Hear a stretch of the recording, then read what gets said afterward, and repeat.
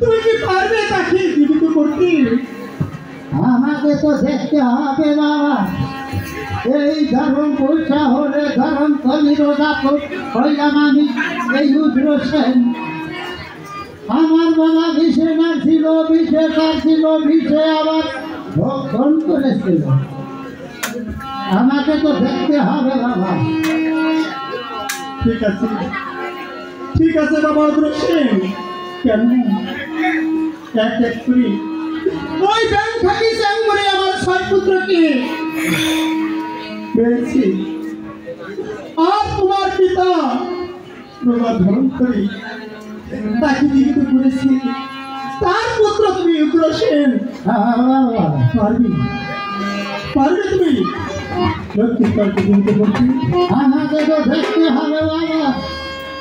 মানুষ তো সবে মাত্র উপলক্ষ, তবে তো ভগবানের কৃপাও নাচতে পারে। ঠিক আছে বাবা রুদ্র সেন, তুমি দেখো।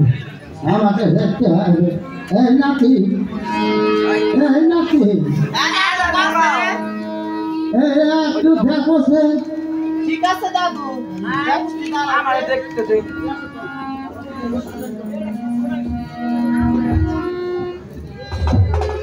দাদু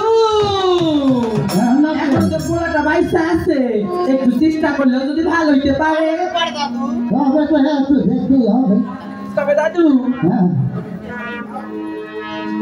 একটু দেখমু, দেখো। ভালো তো হইতে পারে। হ্যাঁ আচ্ছা ভালো করে দেখা বিষটা নামাই দি। হ্যাঁ বাচ্চা তুমি থাকো, চেষ্টা করে দেখি যদি বাঁচাইতে পারি পোলাটারে। হ্যাঁ দেখতে হবে। দাদুকে ভালো করে দেখা লয় কোন সর্বদংশন করছে। দেখো সে দিয়ে একটু ভালো করে। দাদু এই পোলারে কোন সর্বদংশন করছে জানো? বাবা আমি বলতেছি যে জন্য সর্প, সেই শোনো সর্প নয়, কাল লাগে দংশন করতে পোলারে। তবে তো একটু ভাবতে হবে রে নাকি। তবে ঠিক আছে দাদু, আর ভালো কইরা পোলারে ঝাইরা জুড়া যদি বিষটা মাইতে পারি তাহলে মরা মহারাজের কাছে কয়টা টাকা পাবো। আর সে টাকা হলে আমাদের খাওয়া চলবে, তাই না দাদু? জানমু ওরে নাম দেবা নিয়ারে গোবিন্দ দোহাই পাতা গোবিন্দে নাম দেবা নিয়ারে গোবিন্দ দোহাই পাতা বতি গো।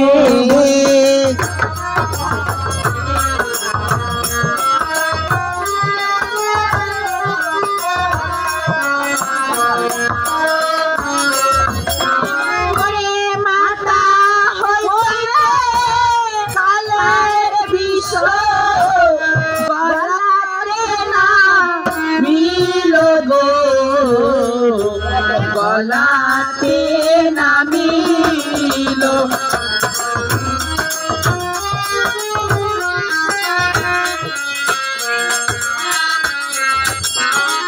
ওরে গলা হইতে কালের বিষ বুকতে নামিল রে, বুকতে নামিল।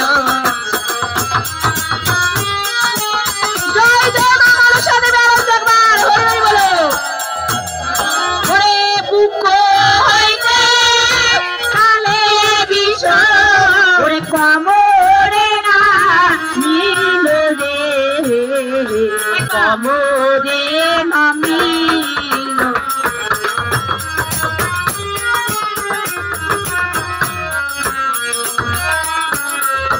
ওরে কমর হইতে কালে বিষ আঙ্গুলে নামিল রে, আঙ্গুলে নামিল।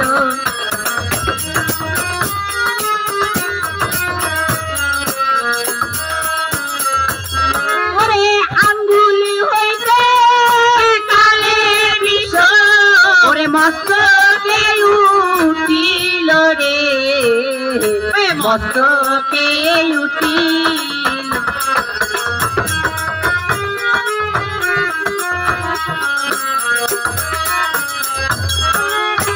দাদু আমি আগেই কইছিলাম এই এই সর্বশেষ সর্ব নয় এই বিষটা মারলাম আঙ্গুলের মধ্যে পুনরায় শেষ বিষ তো আমার মাথার মধ্যে উঠলো এই নাতে এই বিষ নামাতে হলে পরি ছেড়তে হবে। পরি ছেড়ে দিয়ে যদি এই সর্বকে হাজির করা যায় তাহলে আমার পক্ষে সম্ভব হতে পারে। তবে ঠিক আছে দাদু তোমার সেই করিগুলো আমার হাতে তুলে দাও এবং তুই দাদুর লগে লগে করি গাছ ধর আমি করি সারি